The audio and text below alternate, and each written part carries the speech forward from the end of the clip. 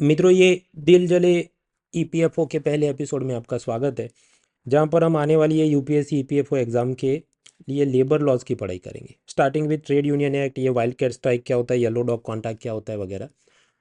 क्योंकि बाकी सब हिस्ट्री ज्योग्राफी तो आप खुद से पढ़ सकते हैं किताबों में से, पर ये वाली सब चीज़ें जो पूछते हैं वो रूटीन प्रिपरेशन सोर्सेज में है नहीं, तो इसका मैं अलग से मटेरियल डेवलप कर रहा हूँ। फ्री में इस पावर पॉइंट को डाउनलोड कर सकते हैं, नीचे सब डिस्क्रिप्शन में लिंक दिए। तो आज के इस वीडियो में सबसे पहले मैं शुरुआत करूंगा तो ईपीएफओ के ट्रेंड के बारे में कुछ बातें। उसके बाद ट्रेड यूनियन टाइप्स, स्ट्राइक के प्रकार, ट्रेड यूनियन एक्ट में क्या लिखा है, ट्रेड यूनियन को रजिस्टर करने की क्या है रिक्वायरमेंट्स, उसमें मेंबर और ऑफिस बियरर की एज लिमिट क्या होती है, ट्रेड यूनियन के फंक्शन और फीचर्स क्या हैं, ट्रेड यूनियन में मेंबर्स को कितनी फ़ीस देनी पड़ती है, वो कौन कौन से फंड्स में जाती है, ट्रेड यूनियन के साथ जुड़ी पेनल्टी और कैंसिलेशन के क्या प्रोविज़न है। इसके आसपास उन्होंने प्रीवियस ईयर में ढेर सारे एमसीक्यू पूछे हैं।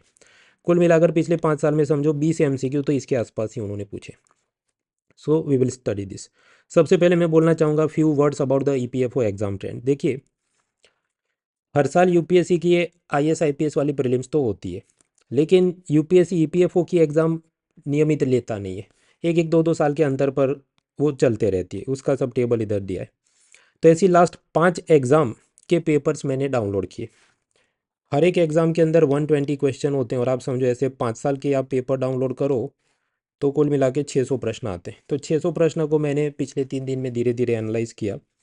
एनालाइज करने पर जो उसका ट्रेंड एनालिसिस निकल के आता है, और हर एक सब्जेक्ट में हमको क्या पढ़ना चाहिए क्या छोड़ना चाहिए। कुछ तो ऐसा है जिसका खास पूछ नहीं, जैसे ज्योग्राफी। तो आप देखो, एक बार 3 प्रश्न आए, फिर कुछ नहीं आया, कुछ नहीं आया, कुछ नहीं आया, और उसमें भी रिवर प्लेसेस के सिंपल सवाल थे।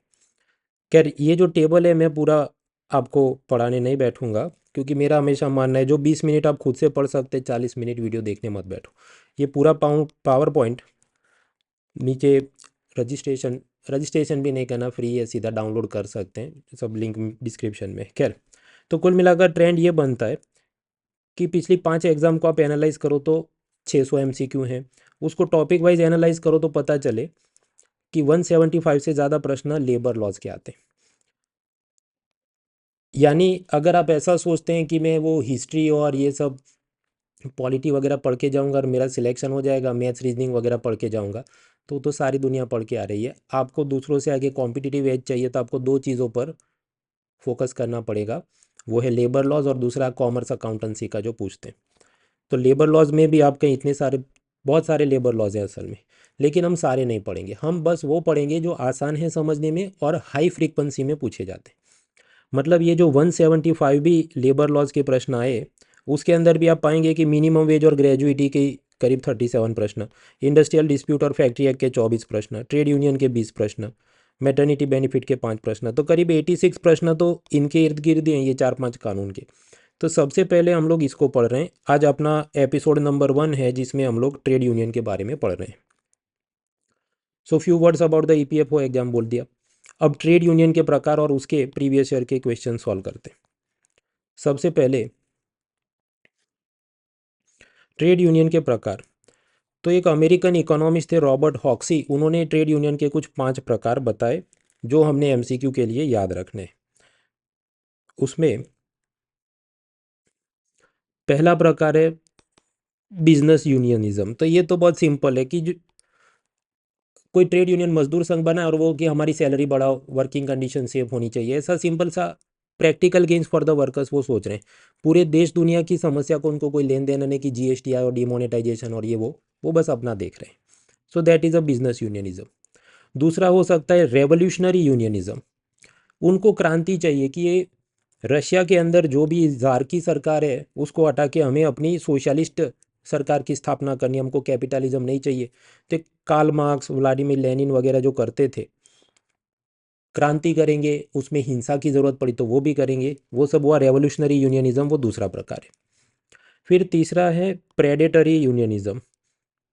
तो मतलब दंगा करेंगे, अपनी मांग मनवाने के लिए दंगा करना, तोड़फोड़ करना, उस टाइप की चीज़ें, दैट इज प्रेडेटरी यूनियनिज्म, वो तीसरा प्रकार है। चौथा है अपलिफ्ट यूनियनिज्म। उसमें हिंसा नहीं करेंगे, बस बाकी सब वर्कर के साथ प्यार मोहब्बत से एजुकेशन, कल्चर प्रोग्राम, वो सब नॉर्मल नॉर्मल चीज़ें वो करेंगे। और आखिर में पांचवा है डिपेंडेंट यूनियनिज्म। कि उसमें हमारे जो कंपनी का मालिक है वही हमारा माई बाप है और उसके साथ मिलके सब करना है। So totally dependent on the support of the owners और अदर लेबर ग्रुप्स, ऐसा जो चलता हो that is dependent union.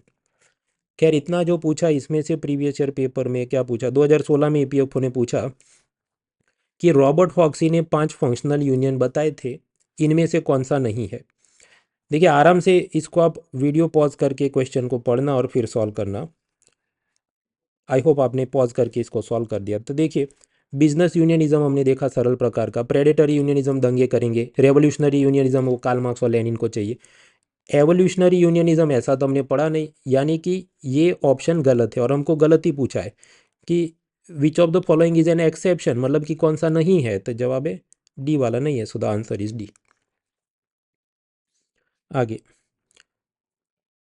Industrial unions को क्लासिफाई करने का एक और प्रकार, उसके अंदर की वो किसको कवर कर रहा है, उसकी टारगेट ऑडियंस क्या है, उस हिसाब से आप बना सकते हैं। एक तो इंडस्ट्रियल यूनियन कि कोई एक स्पेसिफिक इंडस्ट्री को कवर करते हैं, जैसे all India bank employ association, तो नाम से ही सीधे सिर्फ बैंकर्स को कवर कर रहे हैं, कोल माइंस को कवर नहीं कर रहे हैं।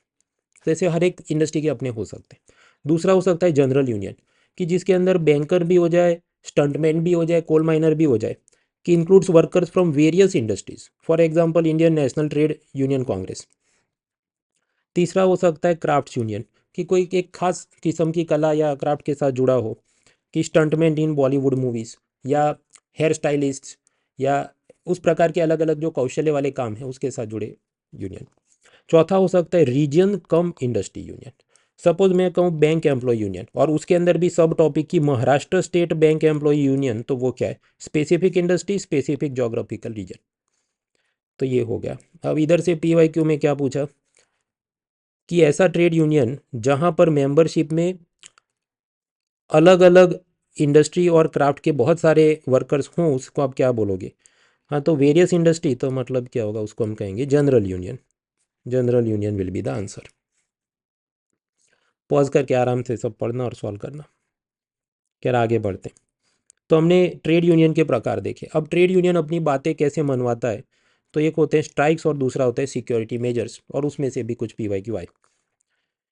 सबसे पहले स्ट्राइक यानी हड़ताल के प्रकार याद रखने। हड़ताल के प्रकार में एक होता है वाइल्ड कैट स्ट्राइक।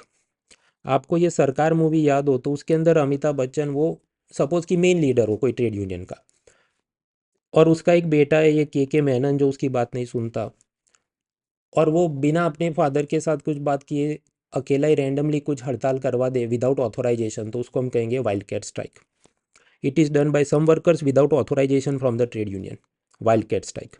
दूसरा हो सकता है ऑथोराइज स्ट्राइक या ऑफिशियल स्ट्राइक, तो नाम से ही सीधे कि ट्रेड यूनियन ने पहले डिसाइड किया होगा, ऑफिस बियरर ने, फिर जो मालिक है फैक्ट्री का उसको नोटिस भी दिया होगा हम ये करेंगे तुम नहीं मानोगे, और फिर स्ट्राइक करे, ऐसा ऑथोराइज। तीसरा हो सकता है सिंपथी स्ट्राइक, कि बॉलीवुड जूनियर आर्टिस्ट सुशांत सिंह राजपूत की डेथ पर एक दिन हम काम बॉयकॉट करते हैं नेपोटिज्म के खिलाफ, तो वो क्या हुआ, सिंपथी स्ट्राइक, सहानुभूति के लिए हड़ताल। ये तीसरा हुआ। चौथा होगा जनरल स्ट्राइक, कि वो पूरी इकोनॉमी या पूरे देश को जो परेशान कर रहे हैं इसी किस ऐसे किसी मुद्दे पर वो स्ट्राइक पे चले जाए, कि महंगाई के खिलाफ, पेट्रोल का दाम बढ़ गया उसके खिलाफ, डिमोनेटाइजेशन या जीएसटी के खिलाफ। तो वो ऐसा नहीं कह रहे कि हम कोल कोल माइनिंग वर्कर्स हैं और हमें अपनी सैलरी बढ़वानी है, ऐसी वो नहीं, वो जनरल चीज़ के लिए हड़ताल कर रहे हैं। पांचवा हो सकता है जूरिसडिक्शनल स्ट्राइक। वो ऐसा कि सपोज दो ट्रेड यूनियन हो बैंकिंग इंडस्ट्री में, मान लीजिए एक ट्रेड यूनियन हो ऑल इंडिया बैंकर एसोसिएशन, दूसरा कुछ और हो, महाभारत या बृहद भारत ट्रेड एसोसिएशन, तो दो जने हैं, दो ट्रेड यूनियन है, दोनों अपनी अपनी बात मनवाना चाहेंगे, तो वो लोग अपना वर्चस्व दिखाने के लिए, for usually happens when they are competing for dominance, recognition और bargaining right with the employer, तब वो जो हड़ताल पे जाएं उसको कहते हैं जुरिसडिक्शनल स्ट्राइक। खैर इधर से पीवाईक्यू में क्या पूछा, वीडियो पॉज करके आराम से पढ़ लेना। प्रश्न ये पूछा वाइल्ड कैट स्ट्राइक क्या है, वो सरकार मूवी और के मेनन याद करो क्या है। Strike call by group of workers on spur of movement without formal notice to employer और कंसेंट फ्रॉम द यूनियन, तो उसको कहते हैं वाइल्ड कैट स्ट्राइक। और भी प्रश्न है, जुरिसडिक्शनल स्ट्राइक के बारे में पूछा 2014 की परीक्षा में, वीडियो पॉज करके आराम से पढ़ना। हाँ तो जुरिसडिक्शनल स्ट्राइक क्या है, दो यूनियन दे में claim represent same set of workers, और उस रिकॉग्निशन के लिए मैनेजमेंट पर प्रेशर डालने के लिए जाए, दैट इज जुरिस्डिक्शनल स्ट्राइक। आगे बढ़ते हैं। ट्रेड यूनियन अपनी बात मनवाने के लिए एक तो करेगा, स्ट्राइक पे जाएगा। उसके अलावा वो अपना वर्चस्व दिखाने के लिए और भी चीज़ें करता है, उसे हम कहते हैं ट्रेड यूनियन सिक्योरिटी मेजर्स। उसके अंदर एक चीज़ होती है क्लोज्ड शॉप सिस्टम। ये क्या है? Suppose Chennai express movie shoot हो रही है और जिसका बॉस या मालिक हो रोहित शेट्टी। अब वो अपनी मूवी में साउथ के स्टंटमैन को यूज़ करे, जो कि वेस्टर्न सिने आर्टिस्ट एसोसिएशन या यूनियन के वो सदस्य नहीं होंगे। तो फिर ये वेस्टर्न सिने यूनियन का हम एक ट्रेड यूनियन है, और तुमने इसको क्यों काम पे लिया?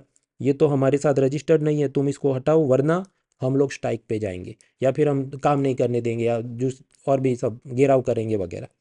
तो ऐसा जब किया जाए उसको कहते हैं क्लोज्ड शॉप सिस्टम।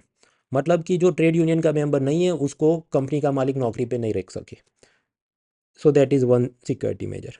अब ऐसे और भी प्रकार हो सकते हैं। सो नाउ 4-5 टाइप जो भी हैं, उसमें क्लासिफिकेशन ऐसे है कि आपको प्रश्न ये करना है कि रोहित शेट्टी जो एक मूवी कंपनी का मालिक हो, क्या वो किसी नॉन मेंबर को जो वेस्टर्न सिने एसोसिएशन ट्रेड यूनियन का मेंबर ना हो, क्या उसको काम पे रख सकता है कि नहीं? तो क्लोज्ड शॉप सिस्टम है तो मैंने बताया कि वो नहीं रख सकता है, वरना ये लोग उसको विरोध करेंगे, हड़ताल करेंगे। फिर हो सकता है एजेंसी शॉप सिस्टम। वो ऐसा कि वेस्टर्न सिने यूनियन अलाउ करे, लेकिन नॉन मेंबर को कहा जाए कि तुम ये जितना 6 महीना काम कर रहे हो तो हर महीने के 1,000 रुपये के हिसाब से तुमने हमको फीस देनी है। तो ऐसा हो तो एजेंसी शॉप सिस्टम। तीसरा हो सकता है यूनियन शॉप सिस्टम। उसमें यह कहा जाए कि नॉन मेंबर ने भले वो काम कर रहा है कंपनी में, लेकिन उसको कहा जाए कि 1 हफ्ते के भीतर तुम हमारे इस ट्रेड यूनियन को ज्वाइन कर लो। So they have to join within specified period after starting their employment. तो उसको कहते हैं यूनियन शॉप सिस्टम। और चौथा होता है ओपन शॉप सिस्टम, मतलब खुला है, छूट है कि बॉस को जिसको नौकरी पे रखना है रखे, वो ट्रेड यूनियन का मेंबर है नहीं है, बॉलीवुड से है, हॉलीवुड से, कोई फ़र्क नहीं पड़ता, trade union will not bother to protest. तो ये बात हुई। अब यहाँ पर से प्रीवियस ईयर पेपर में पूछा गया, which of the following is not a trade union security measure. तो आप समझो जो ओपन शॉप सिस्टम थी, जहाँ पर ट्रेड यूनियन ने कह दिया जिसको नौकरी पे रखना हो रखो, हमारा मेंबर है नहीं है, हम कोई फरियाद नहीं करेंगे, तो इसका मतलब वो ट्रेड यूनियन सिक्योरिटी मेजर नहीं है। बाकी तो है, क्लोज्ड तो है, क्योंकि वहाँ वो रोकेंगे, एजेंसी शॉप में फ़ी मांगेंगे, यूनियन शॉप के अंदर बोलेंगे नहीं ये 1 हफ्ते के भीतर ज्वाइन करना पड़े। तो बचा वो करेक्ट आंसर है कि जो ओपन शॉप सिस्टम है वो ऐसी चीज़ है कि जहाँ पर वो सिक्योरिटी मेजर नहीं, छूट है सबको। आगे बढ़ते हैं।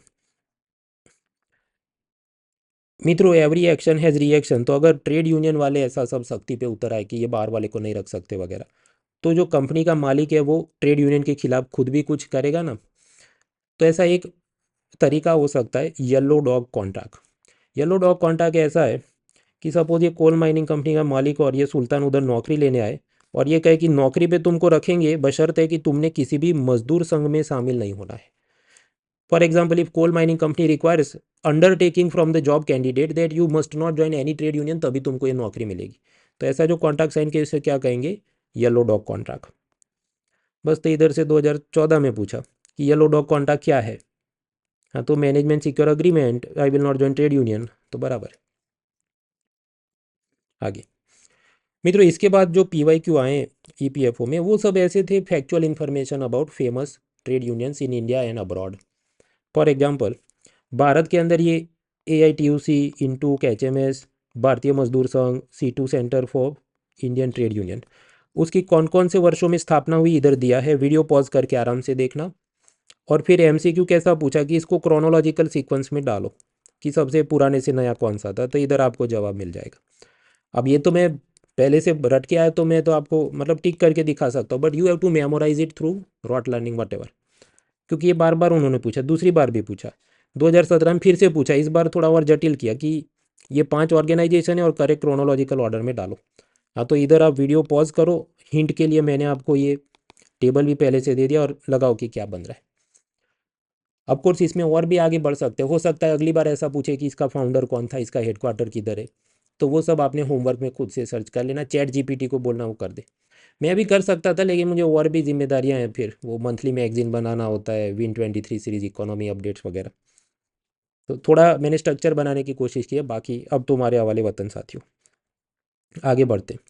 ट्रेड यूनियन का जनरल नॉलेज में फेमस ऑर्गेनाइजेशन, तो इंडिया के तो देखिए 4-5 है। ग्लोबली एक है international trade union confederation, Belgium के ब्रसेल्स शहर में है, 2006 में बना। अब उसकी पहली प्रेसिडेंट शरण बोरो, तो उसके बारे में पूछा कि कौन पहला प्रेसिडेंट था, ऐसा 2017 में पूछा, तो ये हुआ शरण बोरो। हालांकि अब तो ये आउटडेटेड इन्फॉर्मेशन हुई, तो लेटेस्ट पढ़ लेते हैं। अभी कौन है, अकीको गोनो। तो नेक्स्ट टाइम आए तो याद रखना है, अकीको गोनो इज़ द न्यू प्रेसिडेंट। अब इसके अलावा और भी दूसरे हो सकते हैं, तो वो आप खुद से नेट पे सर्च कर लेना कि ऐसे फेमस ट्रेड यूनियन कौन कौन से। खैर, तो हम लोग पढ़ रहे थे ये ट्रेड यूनियंस के टाइप्स देखे, स्ट्राइक के टाइप्स देखे। अभी मेन चीज़ पे आते हैं, ट्रेड यूनियन एक्ट क्या है और उसकी क्या फीचर, उसमें से बहुत सारे एमसीक्यू आए हैं, वो भी एक एक करके देखते हैं। हालांकि आगे बढ़ने से पहले मैं आपको बताना चाहूँगा कि ये अन अकेडमी वो क्या है। It is like this Disney Hotstar, Netflix, Amazon prime, कि आप एक बार सब्सक्रिप्शन लेते हैं और आपके सारे पेड कोर्सेज अनलॉक हो जाते हैं। तो सभी बड़े टीचर से, चाहे मुझसे इकोनॉमी पढ़ना हो, हिस्ट्री, ज्योग्राफी, पॉलिटी, एनवायरनमेंट की जो अपने सब टॉप एजुकेटर हैं, उनसे आप पढ़ाई कर सकते हैं। प्रीलिम और मेंस की टेस्ट सीरीज, मेंस की टेस्ट सीरीज इवैल्यूएशन के साथ, नोट्स की एक्सेस, डाउट सॉल्विंग के बैचेज, मेंटरशिप वगैरह बहुत कुछ चीज़ें मिलती हैं। अब उसमें भी नई कुछ ऑफ़र आई है, वो ऑफ़र ऐसी है कि mural.org कोड यूज़ करने पर एक तो 25% डिस्काउंट वो तो है ही, इस बार नया ऐसा है कि सपोज़ आप 2024 को टारगेट कर रहे हैं, मान लीजिए उसकी प्रीलिम परीक्षा हो मई महीने में, फिर अगर आप उसको पास करते हैं और मान लीजिए 2024 सपोज सितंबर महीने में उसकी मेंस एग्ज़ाम हो, तो कंपनी का ऑफ़र ऐसा है कि तब तक की जो आपकी तैयारी के लिए और 3-4 जो महीने चलते हो, वो सब में फ्री आपकी पेड कोर्सेज़ का सब्सक्रिप्शन एक्सटेंड होगा। और अगर आप चाहें तो आपने अगर प्रीलिम क्लियर किया है तो कंपनी आपको दिल्ली में भी आपको रहने खाने का इंतजाम और वहाँ ऑफलाइन में भी आप पढ़ाई कर सके, ऐसी भी आपको सुविधा दी जाएगी। So that is the offer, fully paid quality enrichment programme at Delhi, और ऑनलाइन भी दे सकते हो और दिल्ली भी देख सकते हैं, पर शर्त है प्रीलिम पास करनी पड़ेगी। खैर, अपने मेन मुद्दे पे आते हैं, trade union act. Trade union act के अंदर सबसे पहले तो प्रश्न कि आपको अपना ट्रेड यूनियन रजिस्टर करना है तो कहाँ रजिस्टर करोगे, तो हर एक स्टेट के अंदर ट्रेड यूनियन का रजिस्ट्रार नाम का एक ऑफिसर होता है। दूसरा, ट्रेड यूनियन को रेगुलेट कौन करेगा, अगर उसकी एक्टिविटी एक ही राज्य तक सीमित है, कि जैसे महाराष्ट्र बैंक एम्प्लॉय एसोसिएशन, तो फिर महाराष्ट्र राज्य सरकार ही देखेगी। सो इफ सिंगल स्टेट तो स्टेट गवर्नमेंट देखेगा। लेकिन अगर मल्टी स्टेट उसकी एक्टिविटी है, कि all India bank employ association, तो फिर यूनियन गवर्नमेंट उसको रेगुलेट करेगा। तो ये मतलब यहाँ पर वो जैसे कोऑपरेटिव सोसाइटी में होता है उसी टाइप का single state multi state type scene बन रहा है। इधर से 2017 में प्रश्न पूछा कि इनमें से कौन ट्रेड यूनियन एक्ट में रेगुलेशन कर रहा है, तो जवाब है both state government and central government दोनों रेगुलेट करते हैं, डिपेंड करता है सीन क्या है। मित्रों, आपको अपना ट्रेड यूनियन रजिस्टर करना है तो उसकी कुछ मिनिमम सिस्टम रिक्वायरमेंट होगी। देखिए, ट्रेड यूनियन के अंदर नीचे होते हैं सब उस फैक्ट्री उस इंडस्ट्री में काम करने वाले वर्कर्स जो आपके मेंबर बनेंगे, मेंबरशिप फीस देंगे, और फिर वो लोग अपने इलेक्शन करके ऑफिस बियरर्स को चुनेंगे, ऑफिस बियरर ऑफिस में बैठेंगे और अपने इस सेक्टर और इंडस्ट्री के लोगों की भलाई के लिए वो सब झंडे उठाएंगे। तो इट इज़ जस्ट लाइक नीचे शेयर होल्डर होते हैं, ऊपर बोर्ड ऑफ डायरेक्टर होते हैं, नीचे सिटीजन है, ऊपर पार्लियामेंट है, ऐसी चीज़ें। तो सबसे पहले मेंबर्स चाहिए। आपको अपना ट्रेड यूनियन रजिस्टर करना है, आप ये ऑफिसर के पास जाएंगे, वो कहेगा कम से कम 7 वर्कर्स है कि नहीं तुम्हारे, जो तुम्हारे मेंबर्स हो, तभी तुम रजिस्टर कर सकते हो। दूसरा, वो जो 7 वर्कर हैं उनकी भी मिनिमम एज 15 ईयर या उससे ज़्यादा होनी चाहिए। सो दैट इज़ रिक्वायरमेंट। अब दूसरा कि उसके ऊपर ऑफिस बियरर होंगे।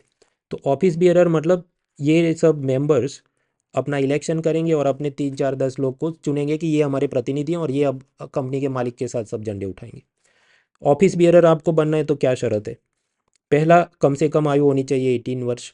दूसरा, आपका जो इलेक्शन होता है तो आपको 3 साल के लिए वो जॉब या जिम्मेदारी दी जाएगी। So tenure of the elected representative this office bearer वो कितना है, 3 साल, याद रखना है। दूसरा, कुछ ऐसे भी ऑफिस बियरर हो सकते हैं कि शायद वो कुछ एक्सपर्ट हो इसलिए उसको रखा गया हो या कोई समाज सेवक हो इसलिए रखा गया हो, लेकिन शर्त यह है कि ये ऑफिस बियरर में से 50% ऐसे होने चाहिए जो उस इंडस्ट्री में जुड़े हुए हो। ऐसा नहीं कि बस कोई ऐसे ही नेता बन के घूम रहा है और फिर उसको बिठा दिया जा रहा है। वो जो भी कोल माइनिंग है, बैंकिंग इंडस्ट्री, उससे होने चाहिए मिनिमम 50% ऑफिस बियरर्स। अब इधर से ढेर सारे एमसीक्यू आए हैं, तो अगर आपकी इच्छा हो तो एक बार पहले पढ़ के फैक्ट्स मेमोराइज करो, फिर अभी 3-4 एमसीक्यू जल्दी से चलेंगे। Okay, 1 2 3, let's go. Minimum member कितने चाहिए 2020 में पूछा, सवाब है 7 मेंबर चाहिए ट्रेड यूनियन रजिस्टर करने के लिए। 2014 में भी पूछा कितने मिनिमम मेंबर चाहिए, तो 7 मेंबर चाहिए। फिर ये पूछा 2017 में भी कि ये कितने मेंबर चाहिए, तो 7 चाहिए, तो 7 वाला जो ऑप्शन आपको मिले बी, मिनिमम 7। अब उसमें ऑफकोर्स कुछ और भी बारीकियाँ होती है कि 10% या 100 of the workers whichever less subject to minimum 7, वो डिपेंड करता है कौन सी इंडस्ट्री कितनी बड़ी है। वो सारी जटिल चीज़ों में और नहीं जाए, 7 का आंकड़ा याद रहे तब तक काफ़ी, क्योंकि बाकी वाले उससे गलत ऑप्शन है। फिर एक बार ये पूछा कि maximum time period for the office bearers कितना है, तो मैंने आपको बताया वो 3 साल तक का उनका कार्यकाल होता है। देखिए फैक्ट्स को भूलो मत, रट के बैठो। ऑफिस बियरर की एज लिमिट क्या, मिनिमम 18 साल, मैक्सिमम कितने साल उसकी वो नौकरी या जिम्मेदारी थी, 3 साल, 50% वो इंडस्ट्री से होने चाहिए। मेंबर्स के लिए क्या है, किसी भी ट्रेड यूनियन को रजिस्टर करने के लिए मिनिमम 7 मेंबर चाहिए और मिनिमम एज उनकी होनी चाहिए 15 साल या उससे ज़्यादा। खैर आगे बढ़ते हैं। और फिर पूछा 2014 में पूछा कि ट्रेड यूनियन का मेंबर बनने के लिए मिनिमम एज क्या होनी चाहिए, तो 15 साल होनी चाहिए, तो हमने समझ लिया। ओके, तो रजिस्ट्रेशन और एज लिमिट हमने रट ली। अभी ट्रेड यूनियन के फीचर और फंक्शन हमको समझने हैं। ट्रेड यूनियन के फीचर याद रखने। ट्रेड यूनियन क्या है, वो एक संस्था है, करेक्ट। वो कैसी संस्था है कि जो सिर्फ और सिर्फ ट्रेड यूनियन एक्ट में रजिस्टर हुई है, ना वो कंपनी एक्ट में रजिस्टर हुई है, ना वो कोऑपरेटिव सोसाइटी एक्ट में रजिस्टर हुई जैसा अमूल वगैरह है, ना वो सोसाइटी रजिस्ट्रेशन एक्ट में रजिस्टर हुई जैसा वो संगीत नाटक कला अकादमी या ऐसा कुछ है। तो उसका वजूद ट्रेड यूनियन एक्ट के अंदर है। फिर वो होशियारी मारने के चक्कर में कंपनी एक्ट में रजिस्टर करा देगा अपने को, तो फिर वो ट्रेड यूनियन नहीं रहेगा, तो ट्रेड यूनियन वाले जो भी फंक्शन फीचर फैसिलिटी वो सब उसको नहीं मिलेंगे। ट्रेड यूनियन एक आर्टिफिशियल लीगल पर्सन है। इसका मतलब कि all India bank employ association अपने नाम पर मैगजीन चला सकता है, करेक्ट, अपने नाम पर गाड़ी खरीद सकता है, करेक्ट, अपने नाम पर प्रॉपर्टी खरीद सकता है, correct. So they can acquire movable immovable property in their name, they can publish magazine periodicals with their seal logo, correct. उन पर मुकदमा हो भी सकता है और उनके खिलाफ भी मुकदमा हो सकता है, they can sue and they can also be sued, क्योंकि वो एक आर्टिफिशियल लीगल पर्सन है जैसा कंपनी एक्ट में कंपनीज होती है। अब इधर से पूछा कि अगर ट्रेड यूनियन वाला इनमें से कौन से कानून में रजिस्टर करेगा तो उसका रजिस्ट्रेशन ट्रेड यूनियन एक्ट से वॉइड हो जाएगा। Society registration, cooperative society registration, company act, तो करेक्ट है। तीनों में से किसी भी कानून में अगर आप अपने ट्रेड यूनियन को रजिस्टर कर लोगे तो फिर ट्रेड यूनियन एक्ट में जो आप रजिस्टर थे वो आपका कैंसिल हो जाएगा। आगे ट्रेड यूनियन के फीचर्स हमने पढ़े, अभी समझते हैं ट्रेड यूनियन के फंक्शंस क्या होंगे, वो क्या काम करेगा। तो उसका काम क्या है, विवाद में सब न्याय करना, मतलब न्याय की मांग करना, न्याय तो ऊपर होगा। या तो कंपनी का मालिक कुछ इंसाफ करेगा, नहीं तो लेबर मिनिस्ट्री कुछ इंसाफ करेगी, नहीं तो कोर्ट इंसाफ करेगी।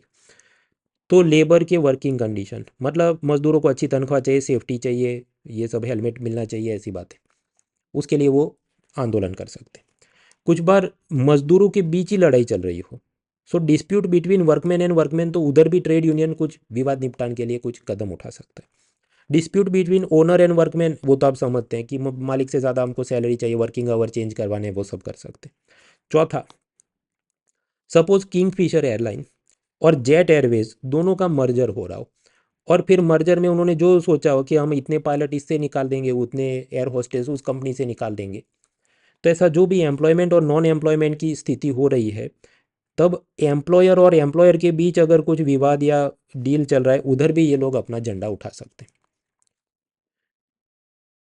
अब इधर से पूछा कि इसमें से किस प्रकार के जो डिस्प्यूट है उसमें ट्रेड यूनियन एक्ट वाले कुछ कर सकते हैं, या तो एम्प्लॉयमेंट के बारे में बराबर, नॉन एम्प्लॉयमेंट के बारे में बराबर, कंडीशन ऑफ लेबर, काम की स्थिति, सेफ्टी, रात को कितने बजे तक रुकना है वगैरह, हाँ तो बराबर है।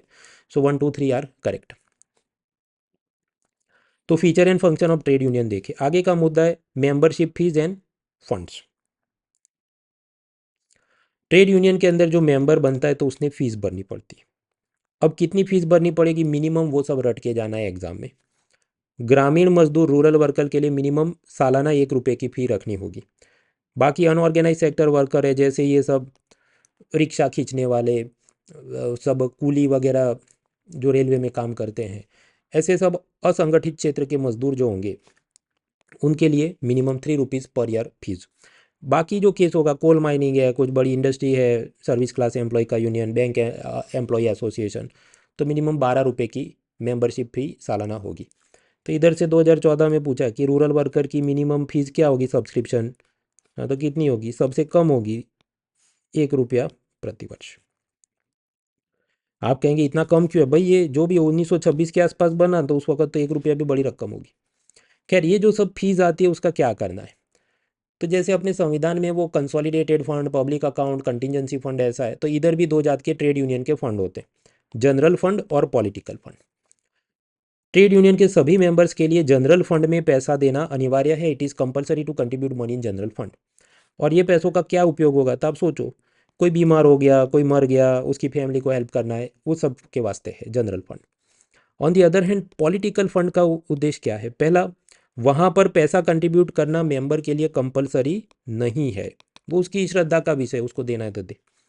पॉलिटिकल फंड का पैसा किधर यूज़ करेंगे, सपोज ये कम्युनिस्ट पार्टी के साथ एफिलिएटेड कोई ट्रेड यूनियन हो और वो ये कहे कि ये बृंदा करात और प्रकाश करात और ये जो भी ऐसे हमारे लीडर्स हैं उनको सपोर्ट करने के लिए, उनका चुनाव प्रचार करने के लिए और ये सब में हमको कुछ पैसा यूज़ करना है, हाँ तो वो कर सकते हैं। सो that is the political fund. अभी ज़रा और आराम से पढ़ते हैं कि ट्रेड यूनियन का जनरल फंड, तो मैंने आपको बताया मेंबर्स के लिए वहाँ पर फ़ी देना अनिवार्य है, कंपलसरी है। इस फीस का क्या उपयोग है वो सब रट के जाना है। पहला, ऑफिस बियरर की सैलरी और पेमेंट करना हो। दूसरा, फैक्ट्री मालिक के साथ जो भी ट्रेड डिस्प्यूट के दौरान झंडे छपवाने हो और जो भी हम हड़ताल डाल रहे हैं तो उस वक्त मजदूरों को खाना खिलाना है वगैरह के लिए। लीगल एक्सपेंसेस, वकील रखना है। फिर अगर कोई अपने एसोसिएशन का मजदूर भाई विकलांग हो गया, मर गया तो उसकी फ्यूनरल एक्सपेंसेस अंतिम, क्योंकि आप मजदूर गरीब होंगे पीछे तो सब विधि करने के लिए भी पैसा ना हो तो वो सब वो देखेंगे। फिर उनके बच्चों की पढ़ाई, दूसरी ऐसी social religious events, magazine publish करना है, तो ये सब कार्यों के लिए जनरल फंड को इस्तेमाल किया जाएगा। उसके सामने ट्रेड यूनियन का पॉलिटिकल फंड, तो मैंने आपको बताया वहाँ पैसा देना अनिवार्य नहीं है, मेंबर की श्रद्धा है तो वो दे सकता है, ज़बरदस्ती नहीं। ये पैसों का क्या उपयोग है कि ट्रेड यूनियन के जो भी मेंबर्स हैं वो ये सोचे कि मुझे ये पंचायती राज, अर्बन लोकल बॉडी, विधानसभा, लोकसभा का चुनाव लड़ना है, और बाकी ऐसे जो भी सिविक पॉलिटिकल इंटरेस्ट हो कि ये कम्युनिस्ट पार्टी को हमने सपोर्ट करना है, उनकी रैली होने वाली, उधर अपने आदमी भेजने और ये ट्रैवल का खर्चा है, तो और कुछ पॉलिटिकल लिटरेचर या एडवर्टाइजमेंट देने न्यूज़पेपर में, तो वो सबके वास्ते पॉलिटिकल फंड है। इधर से एक एमसीक्यू पूछा, वीडियो पॉज करके आप पढ़ो। हाँ, तो क्या पूछ रहा है, general fund may not be spend, तो जनरल फंड का पैसा किधर नहीं करना है, तो क्या होगा कि तीन ऑप्शन में होगा कि कर सकते हैं। तो ट्रेड डिस्प्यूट के वास्ते तो यूज़ कर सकते हैं, कंपेंसेशन फॉर मेंबर उसके लिए कर सकते हैं, डिपेंडेंट के डेथ, डिसेबल या सिकनेस के लिए कर सकते हैं। तो इसका मतलब क्या, जो बच्चा वो गलत है, और गलती हमको पूछा है कि maintenance of any person who is member of any legislative body constitution constituted under the constitution, मतलब वो ऐसी बात की वृंदा करात वगैरह उनको दिल्ली जाना हो और उसके होटल के खर्चे, तो वो सब जनरल फंड में से नहीं जा सकते, वो पॉलिटिकल फंड में से जाएंगे। So the answer will be C. हाँ, आगे बढ़ते हैं। तो फीस और फंड देखा, आखिरी मुद्दा है पेनल्टी एंड कैंसलेशन।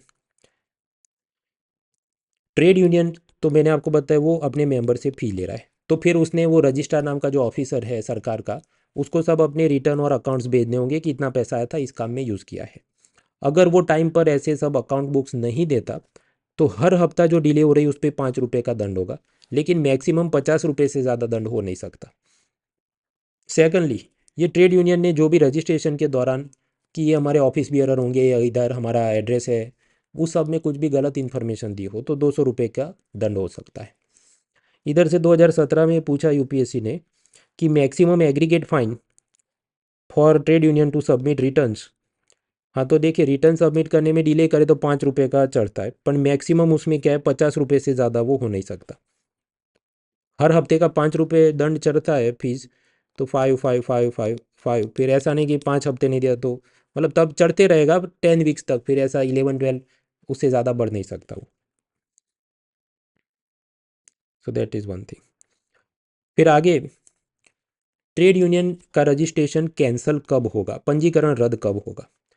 एक तो हो सकता है कि ट्रेड यूनियन खुद से ही अप्लाई कर दे कि हमें अब डिज़ोल्व करना है, विघटन करना है, हमको ये रखना नहीं है। दूसरा, या तो उन्होंने गलती से या फ्रॉडुलेंट डॉक्यूमेंट सबमिट करके अपना यूनियन रजिस्टर कराए तो कैंसिल हो सकता है। तीसरा, अगर वो कोई बहुत बड़े से कांड कर रहे हैं कि फंड यूजेज का सारा पैसा गबन कर दिया है या कुछ, तब ट्रेड यूनियन का रजिस्ट्रार जो बैठा होगा ऑफिसर, वो उसको बंद करा सकता है। हालांकि रजिस्ट्रार ने ट्रेड यूनियन को बंद करने से पहले 2 महीने का एडवांस नोटिस देना पड़ता है कि तुम अपनी तरफ से अपनी बात रखनी है तो रख सकते हो। अब इधर से पूछा गया एक प्रीवियस ईयर क्वेश्चन, अच्छा है ये। आप वीडियो पॉज करके इसको आराम से सॉल्व करो, तब तक मैं पानी पी।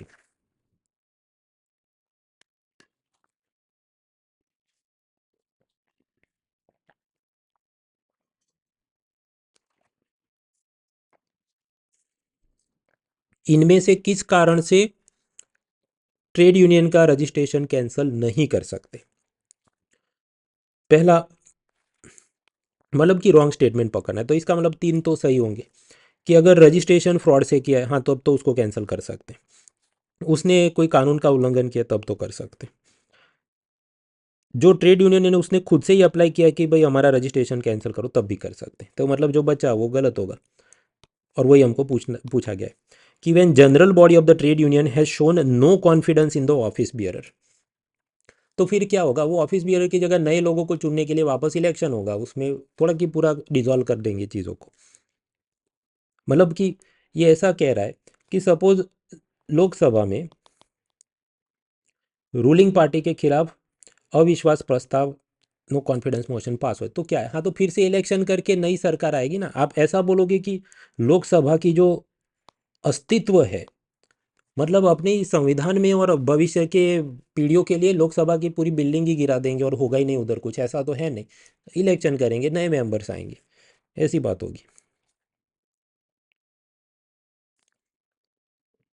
तो हमने सब कुछ पढ़ लिया। ट्रेड यूनियन में और भी चीज़ें पूछ सकते हैं, पर जितने प्रश्न आए मैंने सब सॉल्व कराए।